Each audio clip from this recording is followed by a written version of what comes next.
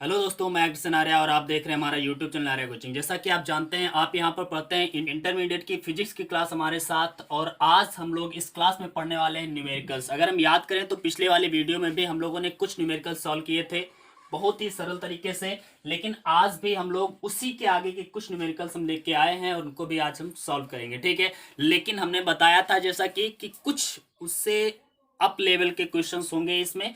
तो हम लोग कुछ क्वेश्चंस ऐसे लाए हैं जो क्वेश्चंस बहुत ही दिक्कत देते हैं कभी कभी सॉल्व करने में, लेकिन हम लोग यहाँ पर बहुत ही आसान तरीके से सॉल्व करने वाले हैं। कुछ क्वेश्चंस हम लेंगे आज और उन्हें हम सॉल्व करेंगे। लेकिन क्लास शुरू करने से पहले मैं कहना चाहूंगा कि अगर अभी तक आपने हमारा चैनल सब्सक्राइब नहीं किया है तो प्लीज सब्सक्राइब कर लीजिए और बेल आइकन को जरूर प्रेस कर दीजिए, जिससे आपको सारी नोटिफिकेशन आराम से मिलती रहे, ठीक है। तो आज की क्लास हम लोग शुरू करेंगे। ये आज की क्लास हमें पता है कि किस पर बेस है, न्यूमेरिकल पर बेस है। और न्यूमेरिकल किस टाइप के हैं, तो यहाँ पर कूलम्ब्स लॉ पर आधारित कुछ न्यूमेरिकल्स हैं जो हमने पिछले वाले वीडियो में भी पढ़े थे। उसी के आगे के कुछ न्यूमेरिकल्स हमने यहाँ पर सेलेक्ट किए हैं। बहुत ही इंपॉर्टेंट क्वेश्चंस हैं, तो इन्हें ध्यान से आप लोग देखेंगे और आप लोग बहुत ही आसानी से इसे सॉल्व कर पाएंगे, ठीक है। तो यहाँ पर मैंने क्वेश्चन नंबर 4 यहाँ पर लिया है, मतलब 3 क्वेश्चन हमने पिछले वाले वीडियो में देखे थे और आज हमें इस वीडियो में क्वेश्चन नंबर 4 देखना है। क्वेश्चन नंबर 4 दिया गया है, 3 समान आवेश किसी समबाहु त्रिभुज के शीर्षों पर स्थित हैं।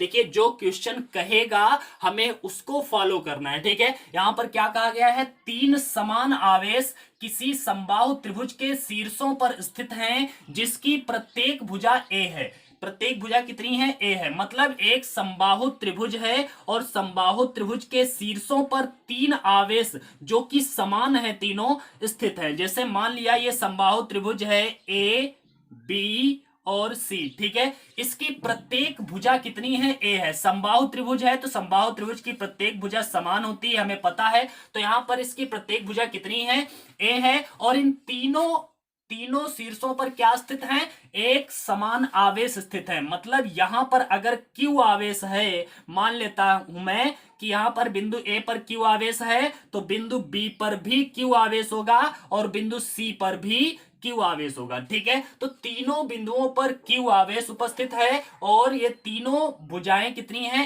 ए, ठीक है। मतलब प्रत्येक भुजा की लंबाई कितनी है, ए है। आगे बताया गया है, तो किसी एक आवेश पर लगने वाले नेट बल का मान ज्ञात कीजिए। हमें क्या ज्ञात करना है, क्वेश्चन जो कहेगा उसको ध्यान से पहले सुनना है, समझना है, ठीक है। अब इसने इतना तो क्वेश्चन दे दिया था कि 3 समान आवेश हैं, 3 समान आवेश हैं, क्यू यहां पर भी है, क्यू यहां पर भी है, क्यू यहां पर भी है। समबाहु त्रिभुज के शीर्षों पर स्थित है। समबाहु त्रिभुज बनाया, उसके शीर्षों पर स्थित कर दिए तीनों आवेशों को, ठीक है। अब बताया गया जिसकी प्रत्येक भुजा ए है, मतलब जो समबाहु त्रिभुज है उसकी प्रत्येक भुजा की लंबाई कितनी है, ए है। इतना तो दिया गया था।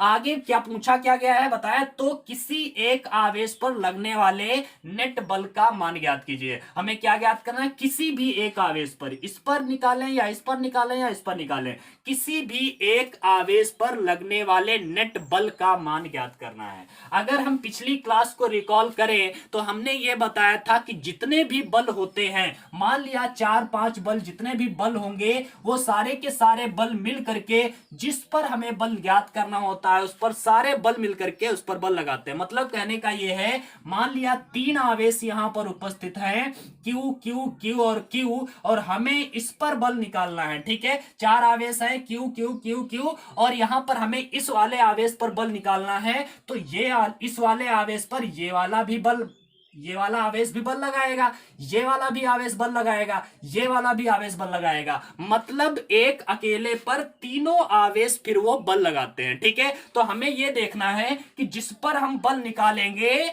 उस पर उसके अलावा कितने आवेश बच जाते हैं। तो अगर हम मान लेते हैं बिंदु सी पर उपस्थित बिंदु पर हमें यहां पर बल निकालना है, इस आवेश पर बल निकालना है, ठीक है। तो इस आवेश पर अगर हमें बल निकालना है तो इस आवेश के अलावा और कितने आवेश हैं, अभी 2 आवेश शेष हैं। तो ये दोनों आवेश मिलकर के इस पर बल लगाएंगे। लेकिन हमें पता है बल तो एक सदिश राशि है, तो इनकी दिशा किधर होगी, तो दिशा भाई यहां पर जो Q वाला आवेश है, Q वाले आवेश द्वारा, मतलब B पर जो आवेश है, B द्वारा जो Q पर आवेश लगाया जाएगा, बल लगाया जाएगा, उसकी दिशा क्या होगी, इस तरह से होगी। सिंपल सी बात आपको समझ में आ रही होगी। B द्वारा C पर किस दिशा में बल लगाया जाएगा, इस दिशा में लगाया जाएगा। हम इस बल को क्या लिख सकते हैं, F C B, F C पर लग रहा है, किसके द्वारा, बी के द्वारा लग रहा है, तो हम इसे क्या लिख सकते हैं, एफ सी बी लिख दिया। अब हम देख रहे हैं दूसरा और कौन सा बल है, तो यहां पर एक दूसरा भी बल है, ये जो बिंदु ए पर उपस्थित है। अब इसके द्वारा जो बल लगाया जाएगा उसकी दिशा किधर होगी, तो इसकी दिशा इस तरह से होगी, हम कह सकते हैं ये दिशा है हमारी एफ सी, सी पर लग रहा है बल, किसके द्वारा, ए के द्वारा, तो एफ सी ए।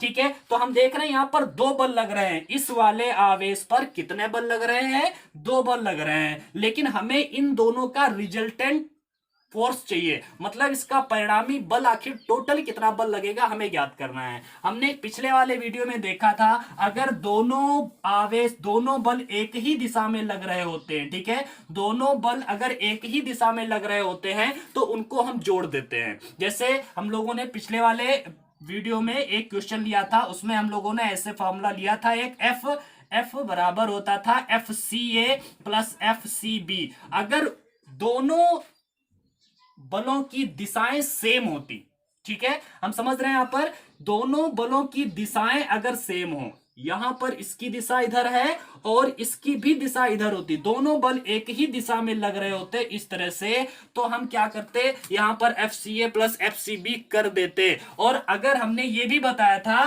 कि अगर बल विपरीत दिशा में है, पिछली वाली क्लास को याद करिए, अगर आपने नहीं देखी है तो उस वाली क्लास को जरूर देखिएगा, क्योंकि वो बहुत ही इंपॉर्टेंट क्लास है, वहां से आपका बेसिक मजबूत हो जाएगा। ठीक है, तो यहां पर हमें क्या बताया था, हमने बताया था कि जब दोनों विपरीत दिशा में बल लग रहे होते हैं, विपरीत दिशा में बल लगते हैं, तो ऐसी कंडीशन में उन दोनों बलों को हम घटा के परिणामी बल प्राप्त करते हैं, मतलब ऐसी स्थिति में हम एफ सी ए माइनस एफ सी बी करते।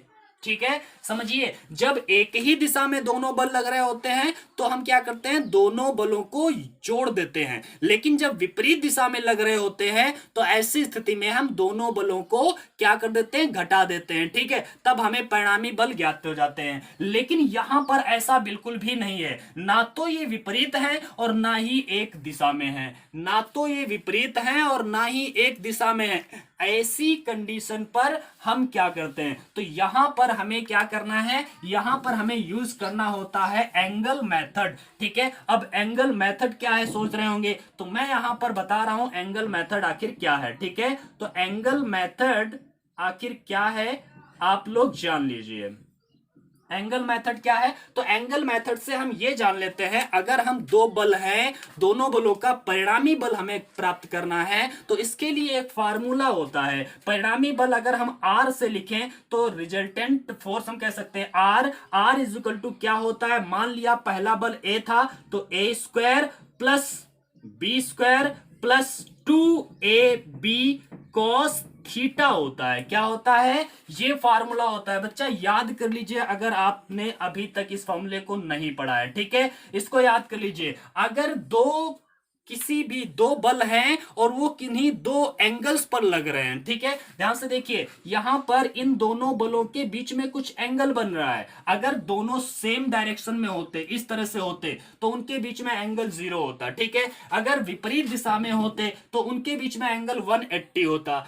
तो हम उस स्थिति में अगर सेम दिशा में होते हैं तो जोड़ देते हैं, विपरीत दिशा में होते हैं घटा देते हैं, ये तो हमें पता है। लेकिन जब किसी एंगल पर हो, कहने का मतलब है जब विपरीत भी ना हो और सेम दिशा में भी ना हो, ऐसी स्थिति में हमें क्या करना होता है, हम इस फॉर्मूले को यूज करते हैं, R is equal to root A square plus B square plus 2ab cos theta. यहां पर ए क्या है, पहला बल है, बी क्या है, दूसरा बल है, और ये जो आर है वो क्या है, ये परिणामी बल होता है, और ये जो थीटा होता है उन दोनों बलों के बीच का कोण होता है। अच्छा, अब हमें इस फॉर्मूले को अगर यहां पर अप्लाई करना है तो हमें क्वेश्चन दिमाग में आना चाहिए कि यहां पर थीटा क्या होगा, क्योंकि ए हमारा इसके द्वारा लगा हुआ बल हो जाएगा, बी इसके द्वारा लगा हुआ बल हो जाएगा, लेकिन थीटा कहां से हम लाएंगे, तो थीटा सिंपल सी बात है भाई, थीटा कहां से लाएंगे, तो थीटा हम निकालते हैं कैसे, हमें पता है कि ये जो त्रिभुज है कैसा त्रिभुज था, समबाहु त्रिभुज था, और हमें पता है समबाहु त्रिभुज का प्रत्येक कोण कितने अंश का होता है, 60 अंश का होता है। कितने अंश का होता है, 60 अंश का होता है। अगर ये 60 है तो हम कह सकते सकते हैं ये भी 60 डिग्री ही होगा। ठीक है, तो यहां पर थीटा कितना होगा, 60 अंश होगा। अब हम अप्लाई करते हैं इस फॉर्मूले को। ठीक है, इस फॉर्मूले को अप्लाई करते हैं। कैसे अप्लाई करेंगे, ध्यान से देखिए। तो इसी को हम यहां पर अप्लाई करते हैं, कोई दिक्कत वाली बात नहीं है, आराम से हम लगाते हैं। तो हम लिखेंगे सी पर लगने वाला बल, सी पर लगने वाला परिणामी बल। ठीक है, परिणामी बल क्या हो जाएगा, F अगर हम कहें, परिणामी बल को अगर हम F कहें तो F is equal to root A square, मतलब पहला बल। पहला बल हम मान लेते हैं इसके द्वारा ये लग रहा है। ठीक है, FCA कर दीजिए। ठीक है, FCA का स्क्वायर, यहां पर a स्क्वायर था, हमने FCA का स्क्वायर, एक बल ये है, एक बल ये है, दो बल लग रहे हैं, तो हम कैसे निकालेंगे, FCA square plus FCB square. क्या है ये, FCB स्क्वायर, और प्लस आगे क्या है, 2AB है, इसी प्रकार 2FCA इंटू में FCB, और इंटू में फिर क्या बचता है, cos थीटा। ठीक है, इस तरह से हमने फॉर्मूला अप्लाई किया। सी पर लगने वाला जो परिणामी बल होगा इस फार्मूले से लगाया जाएगा, क्योंकि ये ना तो एक ही दिशा में थे ना ही विपरीत दिशा में थे, इनके बीच में एक एंगल बन रहा था, तब हमें एंगल मेथड लगाना पड़ता है, और यही एंगल मेथड का फार्मूला है। ठीक है, अब हम लगाते हैं तो F इज इक्वल टू क्या हो जाएगा, FCA। FCA हम कहां से निकालेंगे, कूलाम नियम से निकालेंगे। कूलाम नियम को बच्चा ध्यान से याद रखना। ठीक है, कूलाम नियम क्या था पता है क्या, कूलाम का नियम ये था, F इज इक्वल टू हुआ करता था K Q1 Q2 अपान R स्क्वायर, यही तो था कूलाम का नियम, F K Q1 Q2 अपान R स्क्वायर। ठीक है, तो ये फार्मूला था कूलाम के नियम का। यहां पर अगर हम CA की बात करते हैं तो इसके लिए फार्मूला लगाएंगे, K तो कांस्टेंट होता है, वो तो ऐसे रहेगा, K Q1 Q2, यहां पर CA की बात हो रही है, C और A, यहां पर C पर कितना आवेश है, Q, और A पर कितना आवेश है, Q, तो Q1 Q2 क्या हो गया, दोनों Q इंटू Q ही हो जाएगा। Q1 Q2 यहां पर नहीं है, क्योंकि दोनों पर समान आवेश है, इसलिए हमने क्या किया, Q इंटू Q। अब Q इंटू Q को हम Q स्क्वायर भी लिख सकते हैं, तो क्यों हम लाइनें बड़ी करें, यहां पर हम Q स्क्वायर लिख सकते हैं। ठीक है, तो यहां पर लिख दिया Q square upon R square, K Q1 Q2, तो K Q1 Q2 को Q स्क्वायर लिख दिया अपान R स्क्वायर। R क्या है, तो R होती इनके बीच की दूरी, तो A से C के बीच की दूरी कितनी है, A, तो यहां पर हो जाएगा A स्क्वायर। ठीक है, इसी प्रकार FCB की बात करिए, FCB की बात करेंगे तो FCB भी फिर उसे कूलाम के नियम के अनुसार लगाएंगे, लेकिन यहां पर C और B की बात होगी, तो फिर फार्मूला तो यही होता है ना, K Q1 Q2, Q1 तो Q है और Q2 भी Q है, क्योंकि हर जगह पर आवेश तो समान था, इसलिए Q इंटू Q फिर Q स्क्वायर हो जाएगा, तो Q स्क्वायर अपान में R स्क्वायर की जगह पर हम फिर लिखेंगे क्या, A स्क्वायर। ठीक है, क्योंकि दूरी यहां पर भी A है, प्रत्येक भुजा A की थी। ठीक है, अब आगे हम क्या लिखेंगे, प्लस यहां पर FCA का फॉर्मूला फिर लिखिए जरा, FCA का फॉर्मूला क्या हो जाएगा। अच्छा, यहां पर बच्चा एक बात हमने गड़बड़ कर दी है, FCA का वैल्यू यहां पर रखा है, इसका स्क्वायर है, तो FCA का स्क्वायर भी हमें करना है, यहां पर भी इस तरह से FCA का FCB का स्क्वायर भी करना है। अब यहां पर लिखेंगे 2, FCA का वैल्यू रख दीजिए, FCA का वैल्यू यही तो है हमारा, ये वाला FCA का वैल्यू है K Q स्क्वायर अपान में A स्क्वायर, इंटू में FCB का वैल्यू क्या है, तो FCB का वैल्यू ये वाला है, सेम वैल्यू है, कुछ अलग अलग नहीं है, K Q स्क्वायर अपान में A स्क्वायर, इंटू में cos थीटा, थीटा यहां पर कितना है, तो 60 डिग्री थीटा है। ठीक है, मैंने यहां पर रख दिया। अब हम क्या करेंगे, इसको सॉल्व करते हैं, इसको सॉल्व करेंगे तो हमें क्या मिलेगा, ध्यान से देखिए, F is equal to root लगाया, रूट लगाने के बाद में के क्यू स्क्वायर अपान में, जब इनका हम स्क्वायर करेंगे तो क्या हो जाएगा, के का स्क्वायर हो जाएगा, और क्यू स्क्वायर का जब स्क्वायर होगा तो क्यू की पावर 4 हो जाएगा। इसी प्रकार यहां पर भी इसी प्रकार हो जाएगा, ए स्क्वायर का स्क्वायर होगा तो ए की पावर 4 हो जाएगा। हम आगे भी करेंगे, के स्क्वायर हो जाएगा, क्यू स्क्वायर का स्क्वायर क्या हो जाएगा, क्यू की पावर 4 अपान में यहां पर ए स्क्वायर का स्क्वायर हो जाएगा ए की पावर 4 प्लस यहां पर 2 इंटू में ये है हमारा, ध्यान से देखिए, के और के यहां पर मल्टीप्लाई होगी, के और के का गुणा भी के स्क्वायर हो जाएगा, क्यू स्क्वायर का गुणा भी क्यू की पावर 4 हो जाएगा, और अपान में ए स्क्वायर का गुणा भी ए की पावर 4 हो जाएगा, इंटू में cos 60 का वैल्यू क्या होता है, तो cos 60 का वैल्यू 1/2 होता है। 1/2 बटे में यहां पर 2 है और यहां पर ऊपर 2 है, ये तो कैंसल आउट हो जाएगा ना। और जब ये कैंसल आउट हो जाएगा तो क्या बचता है, हम यहां पर ऊपर लिख रहे हैं, ध्यान से देखिएगा जरा। यहां पर हम क्या करेंगे, f इजुकल टू आ जाएगा हमारा रूट के भीतर क्या आ जाएगा, के स्क्वायर के की पावर 4। ध्यान से देखिए, ये वाली चीज और ये वाली चीज सेम है, इसमें कुछ भी अंतर नहीं है। के स्क्वायर क्यू की पावर 4 अपान में ए की पावर 4, के स्क्वायर क्यू की पावर 4 अपान में ए की पावर 4, के स्क्वायर क्यू की पावर 4 अपान में ए की पावर 4। ठीक है, सेम है तो हम कह सकते हैं ये 3 हो गए हैं। क्या हो गए, 3 के स्क्वायर क्यू की पावर 4 अपान में ए की पावर 4। ये 3 बार लिखा था तो हमने 3 लिख दिया। अब हम इसे रूट से बाहर निकाल लेंगे, तीनों को जोड़ लिया ना हमने, तो ये 3 हो गए, 3 टाइम्स इतना हो गया। अब हम इन तीनों को जोड़ लेते हैं, सॉरी इनको बाहर निकालते हैं, रूट से बाहर निकालिए। तो रूट से जब हम इन्हें बाहर निकालेंगे तो क्या निकल के आएगा,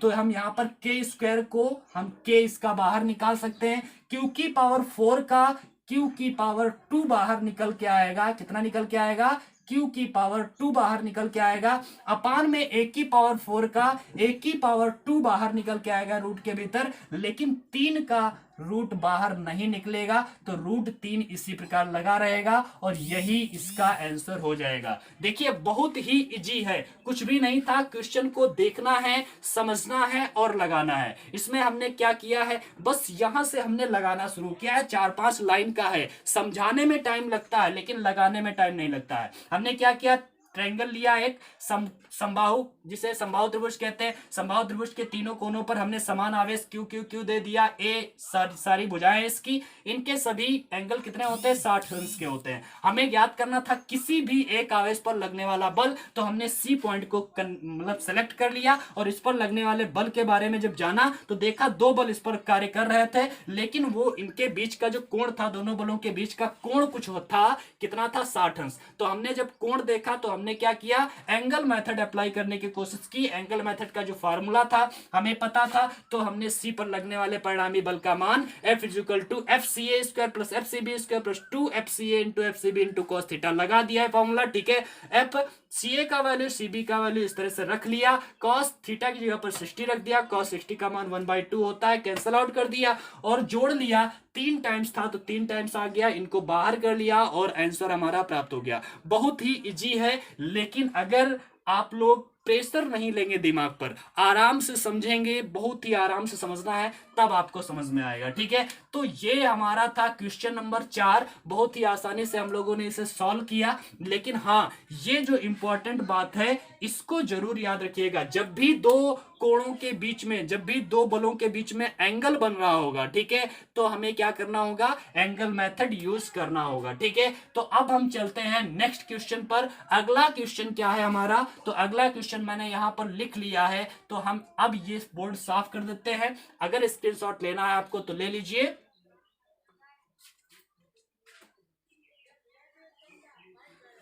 तो अब देखते हैं क्वेश्चन नंबर 5। क्वेश्चन नंबर 5 में क्या दिया गया है, एक फिगर दिखाया गया है आपको, ABC 3 पॉइंट हैं, ABC और तीनों पर 1 माइक्रोकुलाम और 1 माइक्रोकुलाम आवेश उपस्थित है। ठीक है, ABC 3 पॉइंट हैं और तीनों पर 1 माइक्रोकुलाम आवेश उपस्थित हैं। यहां पे A और B के बीच की दूरी जो है 3 सेंटीमीटर दी गई है और B और C के बीच की दूरी कितनी है, 4 सेंटीमीटर दी गई है। तो हमें ज्ञात करना है बिंदु B पर उपस्थित आवेश पर नेट फोर्स ज्ञात कीजिए। मतलब बिंदु B पर जो आवेश उपस्थित है, इस वाले आवेश पर कितना बल कार्य कर रहा होगा हमें ज्ञात करना है। यहां पर ये हमारा बिंदु B है और यहीं पर हमें बल ज्ञात करना है। तो हमें पता है यहां पर इसके अलावा एक ये आवेश है और एक ये आवेश है, तो ये दोनों आवेश इस पर बल लगाएंगे, लेकिन अब इनकी दिशा किधर होगी बच्चा, इनकी दिशा किधर होगी, तो A से B की दिशा, जो A बल लगाएगा B पर वो किस दिशा में लगाएगा, यहां पर हम 1 माइक्रोकुलाम मान के चलते हैं। ठीक है, 1 माइक्रोकुलाम है, चलो ठीक है, लेकिन A जो है B पर किस दिशा में बल लगाएगा, तो इसकी दिशा इस तरह से होगी, A द्वारा बी पर लगाए गए बल की दिशा किधर होगी, तो ये डायरेक्शन हमने दिखा दिया है। इसे हम लिख सकते हैं एफ किस पर लग रहा है, बी पर, किसके द्वारा, ए पर, तो एफ बी ए हमने इस फोर्स को लिख दिया है एफ बी ए। ठीक है, पहला फोर्स हो गया एफ बी ए।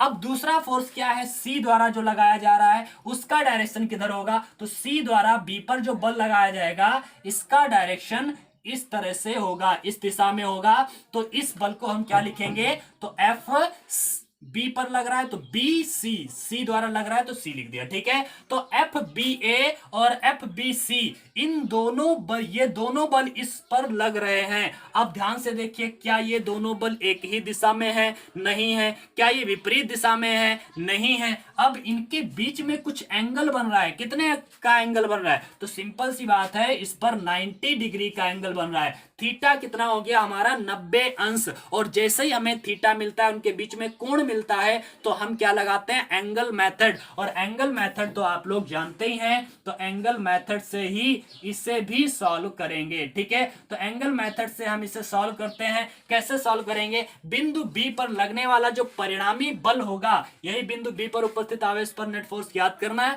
तो बिंदु बी पर लगने वाला जो परिणामी बल होगा हम कैसे ज्ञात करेंगे, तो बिंदु बी पर परिणामी लगने वाले परिणामी बल को हम अगर एफ से लिखते हैं, तो एफ ए बराबर, एफ बराबर क्या हो जाएगा, तो सबसे पहला force f b a square plus f B c square, इसी तरह से होगा a square plus B square. तो पहला फोर्स एफ बी ए है तो एफ बी ए स्क्वायर, फिर f c a square, f B c square, और फिर plus 2 f b a into में एफ बी सी, और इंटू में क्या रहता है, कॉस थीटा।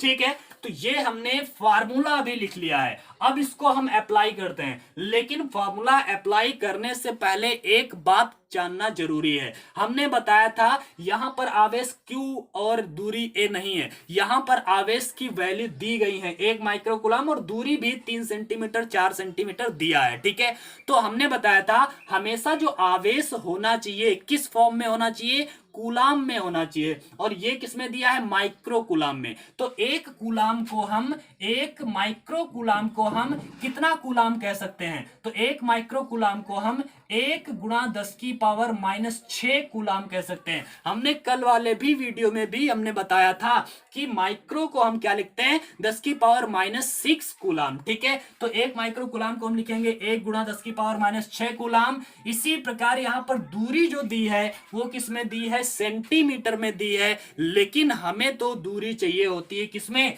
मीटर में चाहिए होती है। तो यहां पर हम 3 सेंटीमीटर को क्या लिखेंगे, 3 सेंटीमीटर को हम लिखेंगे 3 गुणा 10 की पावर -2 मीटर। मतलब सेंटीमीटर को मीटर में बदलने के लिए 10 की पावर -2 से गुणा करते हैं। 4 सेंटीमीटर को क्या लिखेंगे, तो 4 सेंटीमीटर को लिखेंगे 4 गुणा 10 की पावर -2 मीटर। ठीक है, तो सेंटीमीटर को मीटर में बदल लेंगे, माइक्रो कूलाम को कूलाम में बदल लेंगे, और अब हम फार्मूला अप्लाई करते हैं। ठीक है, तो यही फार्मूला लगाते हैं। यहां पर कैसे लगेगा, ध्यान से देखिए, एफ बी ए, एफ बी ए मतलब बी पर लगने वाला बल ए के द्वारा, दोनों जगह 1 माइक्रो कूलाम का आवेश है। तो फार्मूला तो हमें पता है बल का, क्या होता है, F = K Q1 Q2 upon R square, K Q1 Q2 upon R square. ठीक है, तो यहां पर K तो रहेगा अपना, K लिख दिया। Q1 Q2, Q1 कितना है 1, Q2 कितना है 1, तो 1 और 1 की गुणा क्या हो जाएगी बच्चा, 1 और 1 की गुणा हो जाएगी 1।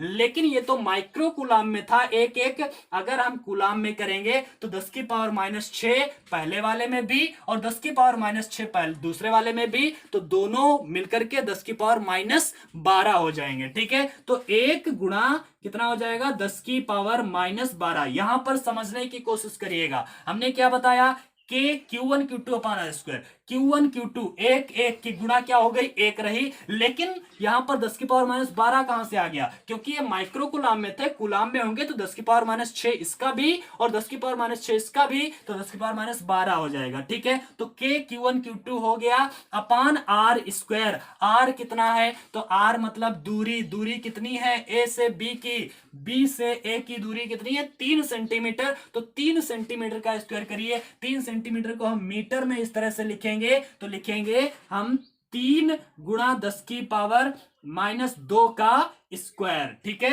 3 गुणा 10 की पावर -2 का स्क्वायर, क्योंकि यही है हमारी कितनी आर स्क्वायर, जिसे हम कहते हैं आर मतलब दूरी है और दूरी का स्क्वायर हमने कर दिया। ठीक है, प्लस आगे बढ़ते हैं F B C. F B C कैसे सॉल्व करेंगे एफ बी सी को, तो इसमें भी करिए के लिखा, Q1 Q2 Q1 Q2 B और सी के बीच में भी Q1 Q2 क्या हो जाएगा, 1 गुणे 1 ही है, तो ये भी 1 ही रहेगा। इनटू में 10 की पावर -12 यहां पर भी होगा, क्योंकि यहां पर भी तो माइक्रो कूलम थे।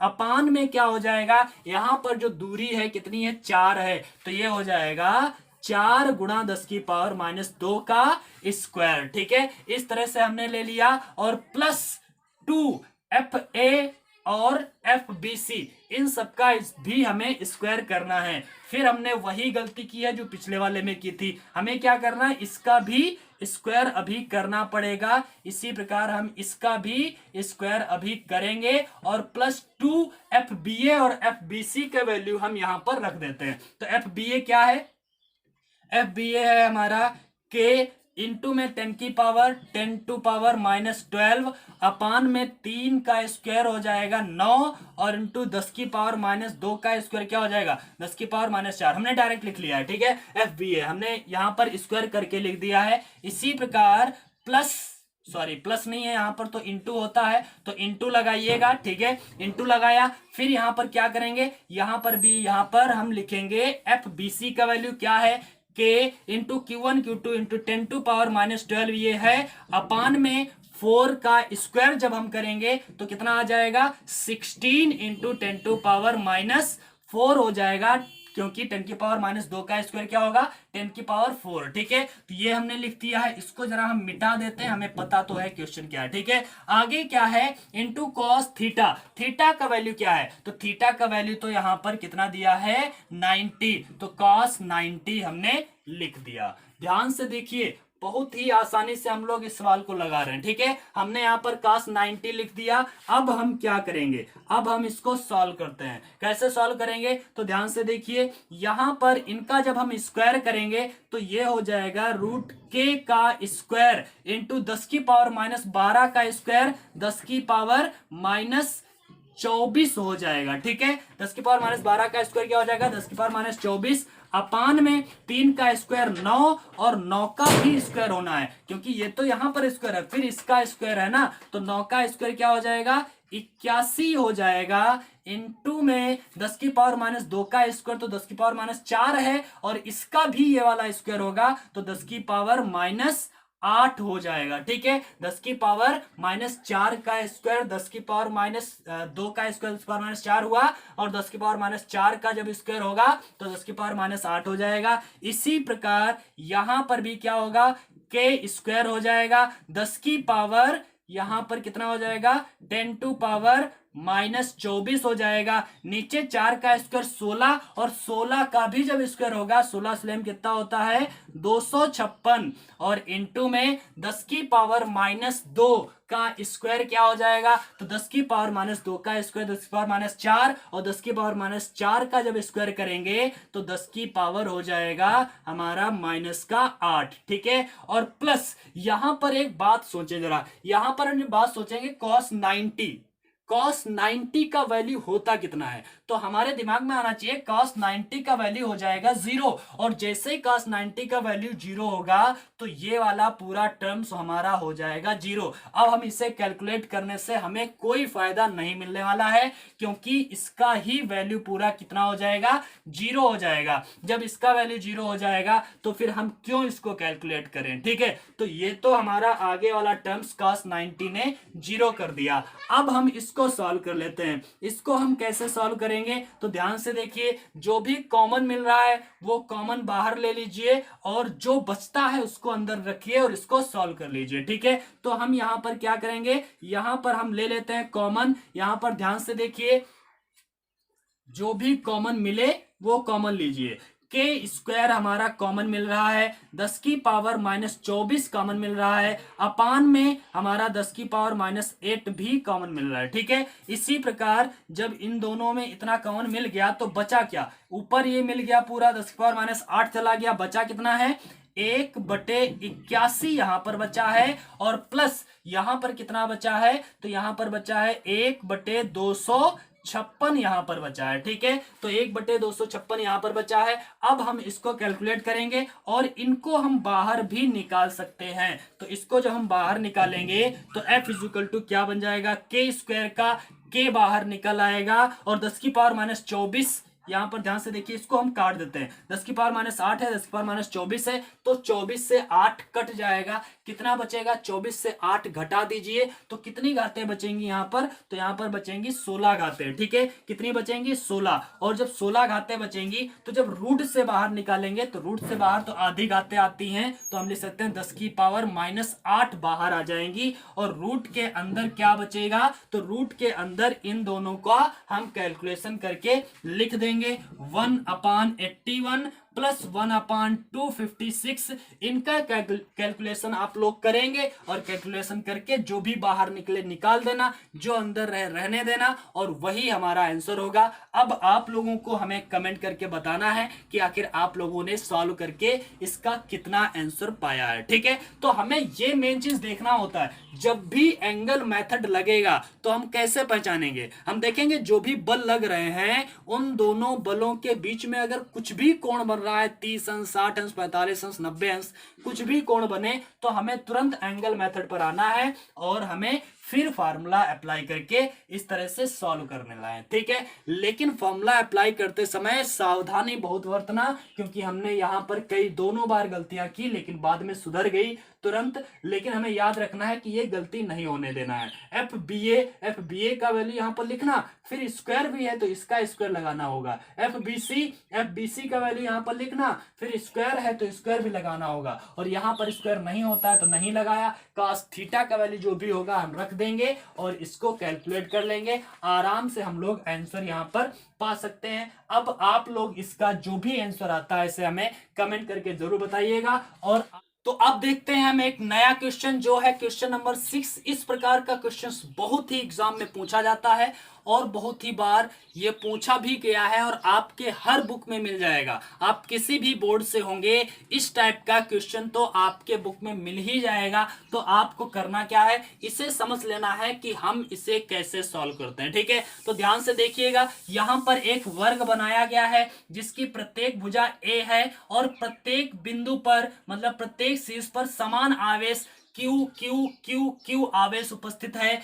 A B C D ये वर्ग है, Q आवेश सभी शीर्षों पर उपस्थित है, और सभी भुजाओं की लंबाई कितनी है, A है। ठीक है, तो अब हमें क्या करना है, बताया गया है find the net force on D, मतलब बिंदु D पर हमें ज्ञात करना है नेट फोर्स कितना होगा। ठीक है, यहां पर हमारा D है, और D पर नेट फोर्स कितना होगा आखिर, ये हमें ज्ञात करना है। तो हमने ये तो बताया था कि D के अलावा, आप ध्यान से देखिए कितने और आवेश हैं, तो हमने देखा इसके अलावा 3 आवेश और हैं, एक ये और एक ये। तो कहने का मतलब है ये तीनों मिलकर के इस पर बल लगाएंगे, ये तीनों मिलकर के इस डी पर बल लगाएंगे। ठीक है, तो अब तीनों मिलकर के जब बल लगाएंगे तो इनका डायरेक्शन किधर होगा, हम ये देख लें। ठीक है, इनका डायरेक्शन किधर होगा, तो ध्यान से देखिए इनका डायरेक्शन किधर होगा। यहां पर हम अगर ए के द्वारा डी पर लगने वाले बल का डायरेक्शन देखें, ये हमारा क्यू आवेश है, ए पर लगने वाले बल का डायरेक्शन देखें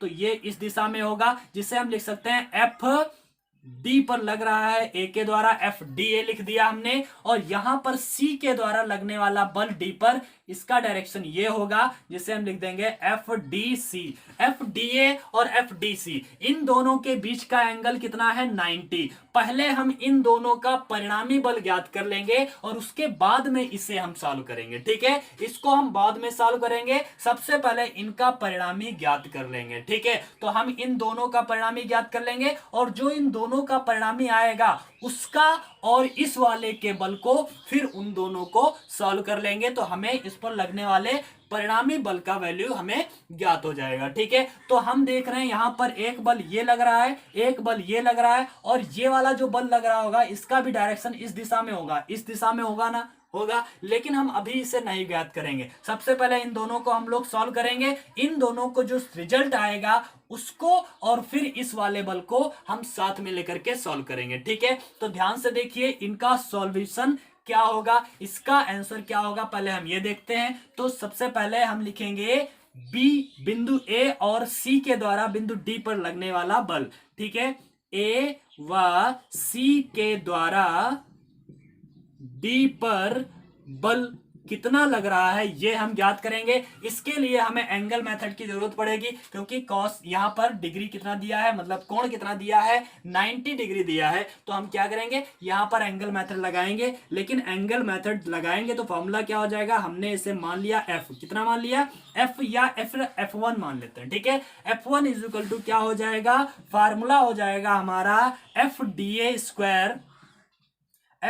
ए plus F D C square plus 2 F D A into F D C। ठीक है, FDA इंटू FDC और इंटू में cos थीटा, इतना हो जाएगा।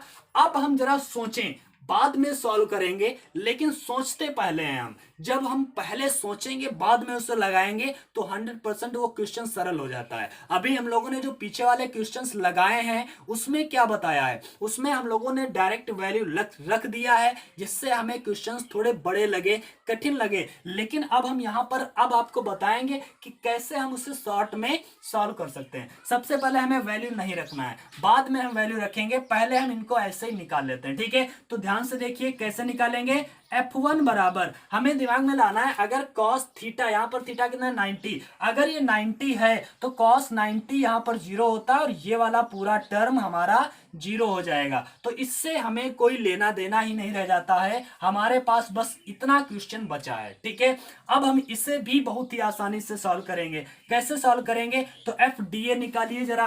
FDA कैसे निकालेंगे, तो फॉर्मूला होता है K Q1 Q2 upon R square. Q1 Q2 कितना है, D के पास भी Q है और Q2 भी Q है, तो Q1 Q2 क्या हो जाएगा, Q स्क्वायर, क्योंकि Q यहां है, Q यहां है, अपान में R स्क्वायर मतलब A का स्क्वायर, A का स्क्वायर हो जाएगा और इन दोनों का स्क्वायर हमने लगा दिया क्योंकि FDA का स्क्वायर था। फिर यहां पर FDC का स्क्वायर, तो FDC का स्क्वायर भी तो भाई सेम होगा।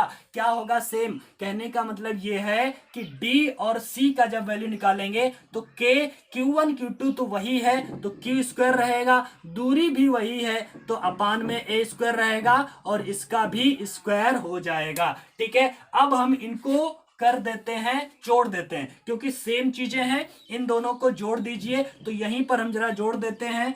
F1 इज इक्वल टू क्या आ जाएगा, रूट के अंदर 2 टाइम्स हो जाएगा, क्योंकि ये वाली वैल्यू सेम है, तो ये 2 टाइम्स हो जाएगी क्या, के क्यू स्क्वायर अपान में ए स्क्वायर का होल स्क्वायर। ठीक है, ये 2 बार है। अब जब स्क्वायर लगा है तो हम इसे रूट से बाहर निकाल सकते हैं। ठीक है, जब हम इसे रूट से बाहर निकालेंगे तो हम कह सकते हैं हमारे पास F1 का वैल्यू जो आएगा वो आ जाएगा के क्यू स्क्वायर अपान में ए स्क्वायर। ये रूट से बाहर निकल आया तो ये स्क्वायर खत्म हो गया और अपान रूट के अंदर बचेगा क्या, रूट के अंदर केवल 2 बचेगा, क्योंकि हम रूट 2 को बाहर नहीं निकाल सकते। तो F1 बराबर क्या आ गया, के क्यू स्क्वायर अपान ए स्क्वायर अपान इंटू में रूट 2, क्योंकि ये स्क्वायर था इसलिए हम इस वाले पूरे टर्म को बाहर लेके आए हैं, ये रूट के अंदर 2 हमारा बच गया है। ठीक है, तो ये हम लोगों ने देखा, ये वाला जो बल है F1 वो किसका परिणामी है,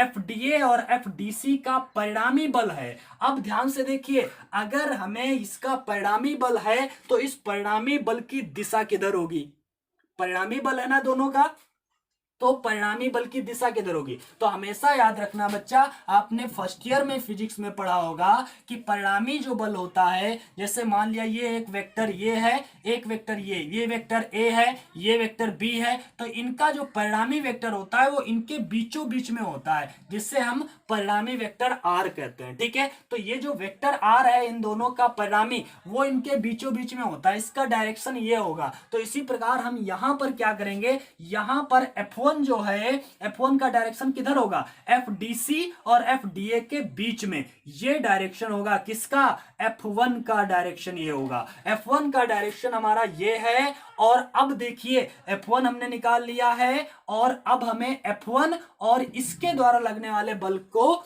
ज्ञात करना है। अब ध्यान से देखो जरा कि जो B द्वारा बल लगाया जाएगा, जिसे हम F डी बी कहेंगे, ठीक है, डी पर लग रहा है बी के द्वारा, एफ डी बी कहेंगे। एफ डी बी की दिशा और एफ वन की दिशा क्या एक ही है, क्या समान दिशा है? तो हमें उत्तर मिलना चाहिए हाँ समान दिशा है, मतलब एक ही दिशा में दोनों हैं। और अगर जब दोनों एक ही दिशा में है तो इनका हमें जब परिणामी प्राप्त करना है तो दोनों को हम क्या करते हैं, जोड़ देते हैं। अब हमें यहां पर एंगल मेथड यूज नहीं करना है। क्यों नहीं करना है? क्योंकि यहां पर हमें पता है कि दोनों एक ही दिशा में जब भी परिणाम होते हैं तो हम इन दोनों को जोड़ देते हैं, ठीक है। तो जोड़ दीजिए दोनों को, तो इनका जो परिणामी बल आ जाएगा, मतलब हम जिसे एफ लिखेंगे वो क्या आ जाएगा, F1 और plus F d b, plus F d b, F1 plus F d b, इन दोनों का परिणामी आ जाएगा। F1 तो हमें पता ही है,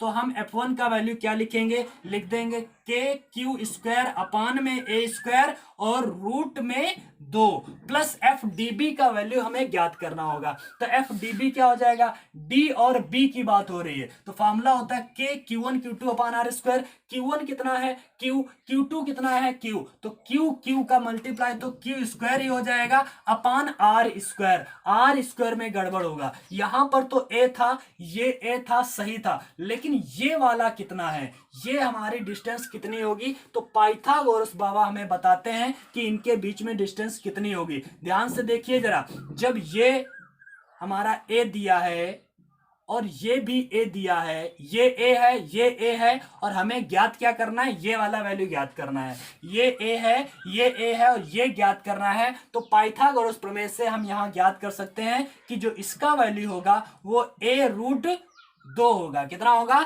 ए रूट 2 होगा। अगर हम कहें कि यहां पर ये 5 है, ये 5 है, तो ये कितना होगा, तो 5 रूट 2 होगा, ठीक है। ये समझ लीजिए, अगर यहां पर हम कह दें इस तरह से कि ये 3 है, ये 3 है, तो ये कितना होगा, तो ये 3 रूट 2 होगा, ठीक है। तो हमने ये देख लिया, ये ए था, ये ए था, तो इनके बीच की दूरी कितनी है, ए रूट 2, ठीक है। तो हम यहां पर ए स्क्वायर नहीं कर सकते, यहां पर हम क्या करेंगे, ए रूट 2 का स्क्वायर, ए रूट 2 का स्क्वायर कर देंगे, ठीक है। क्योंकि के Q1 Q2 मतलब क्यू स्क्वायर हो गया अपान आर स्क्वायर, यहां पर आर कितनी थी, मतलब दूरी कितनी थी, ए रूट 2, तो ए रूट 2 का स्क्वायर हो जाएगा। तो अब हम आगे क्या करेंगे, एफ इज इक्वल टू के क्यू स्क्वायर अपान में ए स्क्वायर रूट 2 और प्लस यहां पर के क्यू स्क्वायर अपान में ए का स्क्वायर ए स्क्वायर और रूट 2 क्या हो जाएगा, तो रूट 2 का तो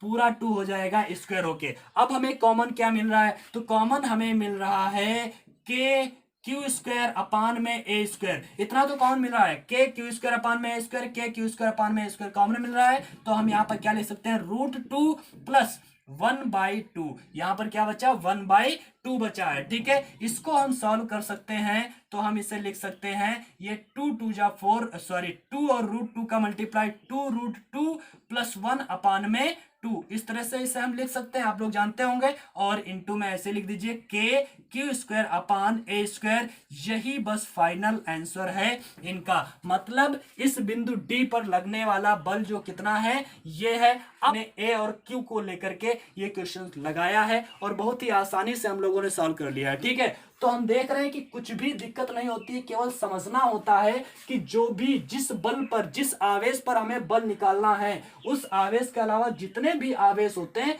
वो सारे मिलकर के उस पर बल लगाते हैं। उन सभी बलों का हमें परिणामी बल ज्ञात करना होता है। और उनका परिणामी बल कैसे ज्ञात करते हैं, तो ये हमने बता दिया है आपको यहाँ पर। तो इस तरह से हम लोग बहुत ही कठिन क्वेश्चंस को बहुत ही सरलता से सॉल्व कर सकते हैं, ठीक है। तो आप लोगों को अगर ये समझ में आया होगा तो बहुत ही अच्छा लगा होगा मेरे ख्याल से। और अगर आपको वीडियो अच्छा लगा है तो इस वीडियो को लाइक कर दीजिए और इसको ज्यादा से ज्यादा शेयर कर दीजिए, जिससे सभी लोग इससे फायदा उठा सकें। और हाँ, अगर कोई भी प्रॉब्लम आती है तो आप हमें कमेंट कर सकते हैं। और अगर कोई भी क्वेश्चन पूछना है या फिर बात करनी है कुछ भी, किसी भी बारे में इस टॉपिक में, तो आप हमसे जुड़ सकते हैं इंस्टाग्राम पर। तो इंस्टाग्राम का लिंक मैंने डिस्क्रिप्शन में दे दिया है, आप लोग वहां पर जा करके हमें फॉलो कर सकते हैं और आप वहां पर किसी भी प्रकार का कोई भी क्वेश्चन हमें पूछ सकते हैं चैट के माध्यम से, ठीक है। तो आज की क्लास में बस इतना ही, फिर मिलेंगे हम एक नई क्लास में नए टॉपिक के साथ।